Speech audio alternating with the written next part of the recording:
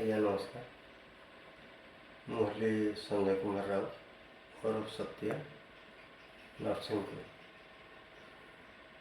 କିଛି ନିଜକୁ ବାଧା ଲାଗୁଛି ବୋଲି କହିବାକୁ ଚାହୁଁଛି, ଯେଉଁଟାକି ବାହାରେ ବହୁତ ଏମିତି ରହୁଛି କି ଆମେ ଇନଭାଇଟ୍ କାର୍ଡ଼ ଦେଉଛେ, ଇନଭାଇଟ୍ କାର୍ଡ଼ ଦେଉଛନ୍ତି ଆମକୁ, ଆମେ ଯାଉଛେ ଖାଇବା ପାଇଁ, ଆମେ ପଇସା ପତ୍ର ଦେଉଛେ, ସେଥିରେ କ'ଣ ଅଛି? ଏ ଇନଭାଇଟ୍ କାର୍ଡ଼ ମାନେ ବିବାହଘର ଅଲଗା, ମଲା ମୃତକ ଅଲଗା, ମଲା ମୃତକରେ ବି ସେମିତି କାର୍ଡ଼ ଦେଉଛନ୍ତି।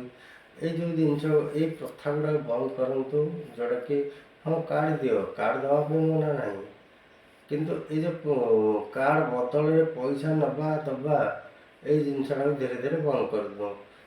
ଇଏ ହେଲା ଗୋଟିଏ ଜିନିଷ।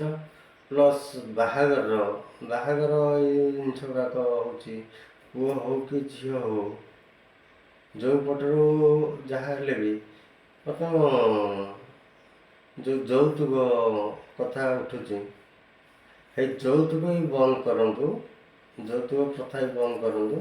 ଏବେ ତ ଧୀରେ ଧୀରେ ଏମିତି ହେବ, ଏବେ ପୁଅକୁ ଦେଉଥିଲେ କ'ଣ ଝିଅ ପକ୍ଷ, ଧୀରେ ଧୀରେ ଏମିତି ହେବ ଯେଉଁଟାକି ଝିଅକୁ ଦେଇକି ପୁଅ ନେବ। ଏଇଟା ଆମର କ'ଣ ଦରକାର ଅଛି? ଏଇ ଯେଉଁ ଜିନିଷ ଗୁଡ଼ାକ ଧୀରେ ଧୀରେ ବନ୍ଦ କରିଦିଅନ୍ତୁ। କେହି କାହାକୁ ଦେବେନି, କେହି କାହାକୁ ନେବେନି, କି କାହାଠୁ କେହି ଆଣିବେ ନାହିଁ। ଯଦି ମନ ଭିତରେ ତୁମର ନିଜର ସ୍ୱଚ୍ଛଳ ଅଛି, ମୋ ପାଖରେ ମୋ ସକ୍ଷମ ଯେତିକି ଅଛି, ସେତିକି ବଞ୍ଚିବାର ଅଛି, ସେତିକି ଭିତରେ ସେ ଚଳିବାର ଅଛି।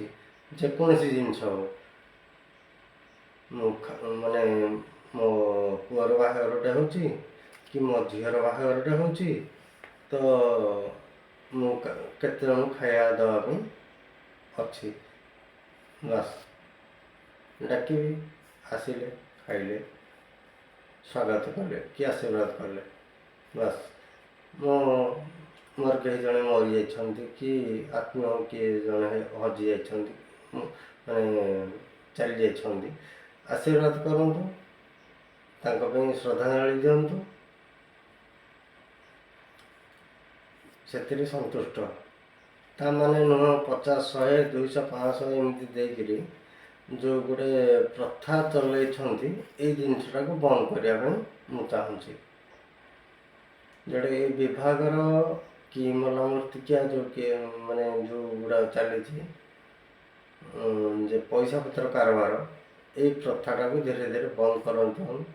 ପ୍ଲସ୍ ଏଇ ଯେଉଁ ଯୌତୁକ ଯେଉଁ କାମ ଗୁଡ଼ାକ, ଏଗୁଡ଼ା ସବୁ ବନ୍ଦ କରିଦିଅନ୍ତୁ। ଯେଉଁଟାକି ମୋ ମତ କଥା କହୁଛି। ଆପଣଙ୍କ ମତାମତରେ କ'ଣ ଅଛି ମୋତେ ଜଣା ନାହିଁ। ଆଜ୍ଞା ରଖୁଛି, ଆପଣ ଜଣାନ୍ତୁ ଆପଣଙ୍କ ମତାମତ। ମୋ ମତାମତ ସେଇଆ।